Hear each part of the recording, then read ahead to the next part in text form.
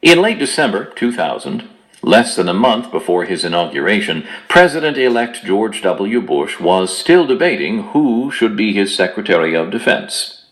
Former Senator Dan Coates, an Indiana Republican who had served on the Armed Services Committee, had been at the top of Bush's list and had the backing of his conservative base.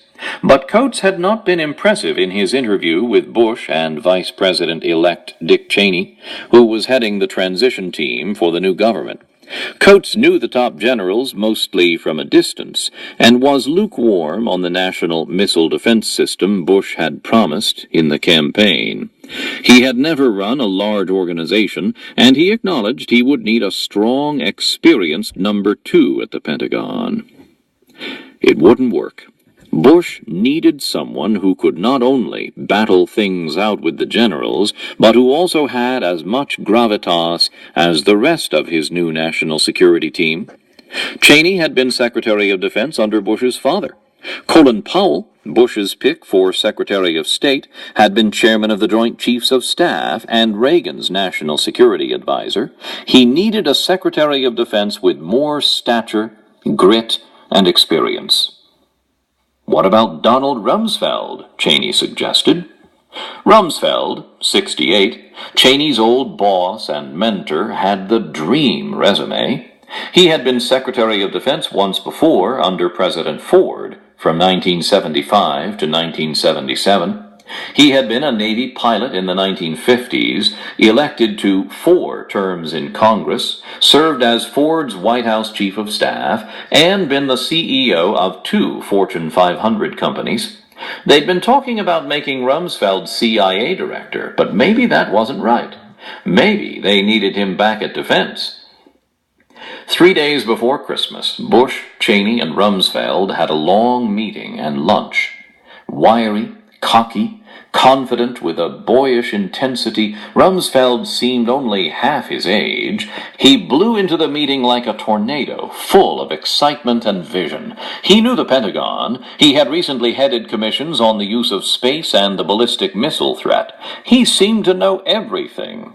Bush was surprised to be so impressed. Afterward, he spoke with his incoming White House Chief of Staff, Andrew H. Card, Jr. Bush had selected Card, 53, because his father said there was no more loyal person.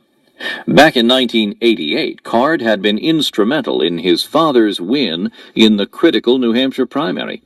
Later, Card had been Bush Sr.'s Deputy White House Chief of Staff and Transportation Secretary. After the 2000 election, Card thought he would be asked to run the transition team. "No, I'm not talking about that job," Bush told him. "I'm talking about the big one."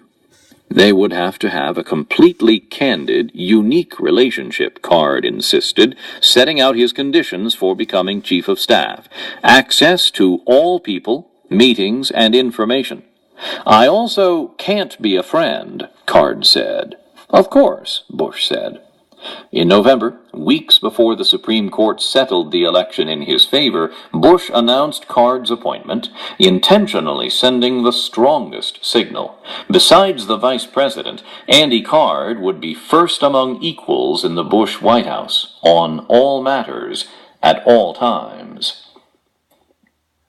Coates seemed like a good man, Bush told Card, but the contrast with Rumsfeld was stunning. Rumsfeld understood what military transformation meant, making the weapons and troops more mobile, swifter, higher tech, and more lethal. He was so impressive, Bush said. "This is what has to be done. This is how to do it. These are the kinds of people it takes." It was as if he already had a plan. Rumsfeld was 43 when he had the job a quarter century ago. It was as if he were now saying, "I think I've got some things I'd like to finish." There was another dynamic that Bush and Card discussed. Rumsfeld and Bush's father, the former president, couldn't stand each other. The two had been the young GOP stars in the 1970s, and there was a lingering animosity between them. Bush Sr. thought Rumsfeld was arrogant, self-important, too sure of himself, and Machiavellian. He believed that in 1975, Rumsfeld had maneuvered President Ford into selecting him to head the CIA. The CIA was at perhaps its lowest point in the mid-1970s. Serving as its director was thought to be a dead end. Though things had turned out differently, Bush Sr. didn't trust Rumsfeld. Rumsfeld had also made nasty private remarks that Bush was a lightweight, a weak Cold War CIA director who did not appreciate the Soviet threat and was manipulated by Secretary of State Henry Kissinger. Card could see that overcoming his skepticism about Rumsfeld added to the president-elect's excitement. It was a chance to prove his father wrong. And Rumsfeld fit Cheney's model. Cheney had been in charge of the search for Bush's running mate.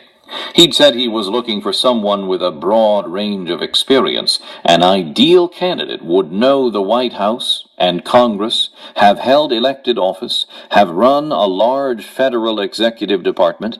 He also had to be someone who wasn't just a creature of Washington. He had to have experience in the real world, the corporate world, perhaps. A CEO, for example.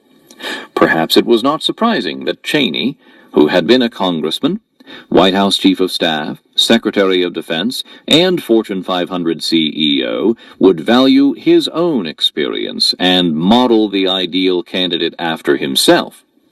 Bush got the message and picked Cheney as his running mate.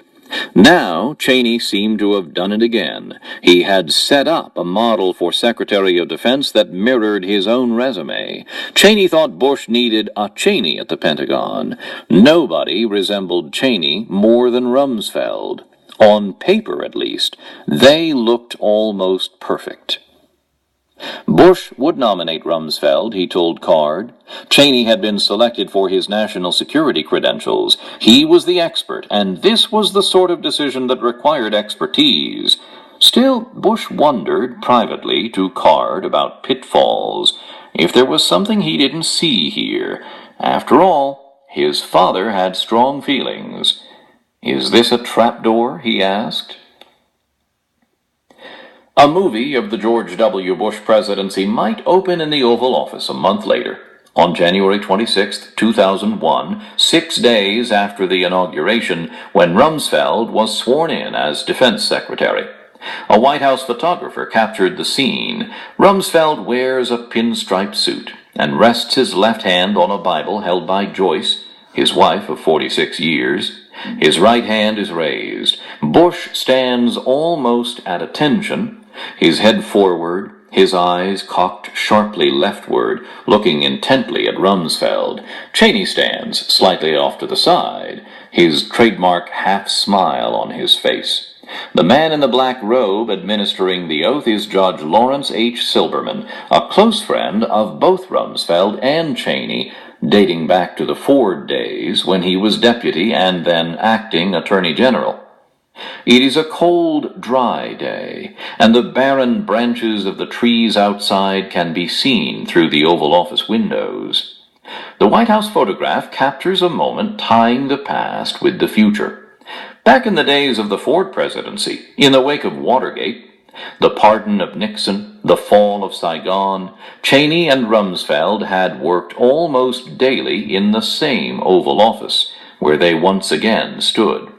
The new man in the photo, Bush, 5 years younger than Cheney and nearly 14 years younger than Rumsfeld, had been a student at Harvard Business School. He came to the presidency with less experience and time in government than any incoming president since Woodrow Wilson in 1913. Well into his 7th decade, many of Rumsfeld's peers and friends had retired, but he now stood eagerly on the cusp, ready to run the race again.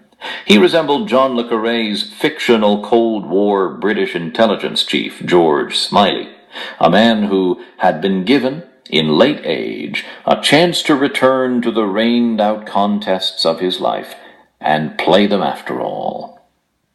"Get it right this time," Cheney told Rumsfeld.